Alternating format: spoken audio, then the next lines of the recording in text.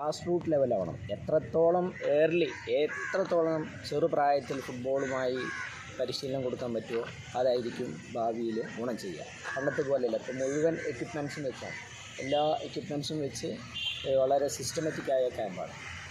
അപ്പോൾ ഇവിടെ സ്ഥിരമായി കുട്ടികൾ വരുന്നപ്പോൾ ഈ റയ്യാനൊക്കെ നല്ല മികച്ച ടാലൻ്റ് ഉള്ള കുട്ടികൾ. ഇതിൽ എല്ലാ കുട്ടികളും അവരുടെ പ്രായത്തിനേക്കാളധികം ഫുട്ബോളിൽ താല്പര്യമുണ്ട്. അപ്പോൾ നമ്മൾ ഉദ്ദേശിക്കുന്നത് പഞ്ചായത്തിൻ്റെ സപ്പോർട്ടോടുകൂടെ, ഈ പഞ്ചായത്തിൻ്റെ സപ്പോർട്ട് ഇല്ലെങ്കിലും ഞാൻ സ്വന്തമായിട്ട് തന്നെ ഈ ക്യാമ്പ് തുടരാനാണ് ഉദ്ദേശിക്കുന്നത്.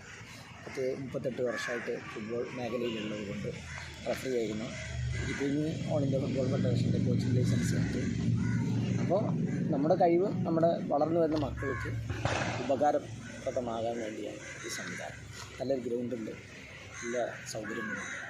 അപ്പോൾ ഭാവിയിൽ ഇവിടെ നിന്ന് തന്നെ നല്ല അച്ചടക്കമുള്ള, നല്ല സ്വഭാവമുള്ള നല്ല കളിക്കാരെ വാർത്തെടുക്കുക എന്നതാണ്. അതിലേക്ക് പഞ്ചായത്ത് സപ്പോർട്ട് ചെയ്യുന്നു.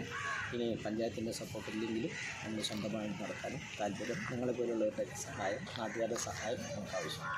ഓക്കെ. ജേഴ്സിയുണ്ട്, ബാളുണ്ട്, എല്ലാവർക്കും ബാളും ജേഴ്സിയൊക്കെ തന്നിക്കണം. എനിക്ക് സ്കൂൾ ടീം കളിക്കാൻ നല്ല ക്യാമ്പാണിത്. കുഞ്ഞാലി മാഷാണ് എടുക്കുന്നത്.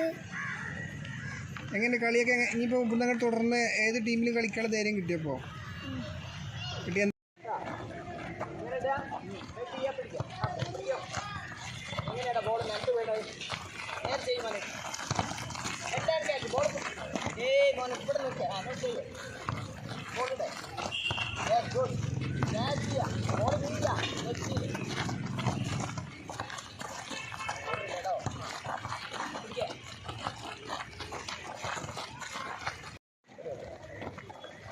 അവിടെ പോയി ഇങ്ങോട്ട് വരേ, ഇങ്ങോട്ട് വാടോ, ബോളുണ്ട് അവിടെ നിൽക്കാം.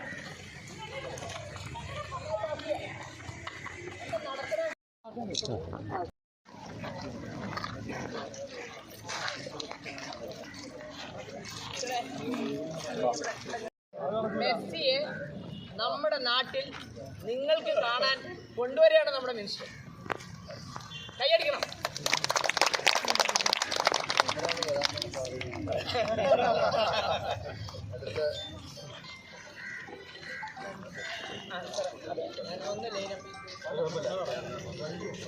പഞ്ചായത്തിലെ SP 4ാം ക്ലാസ്സിലുള്ള കുട്ടികളാണ്.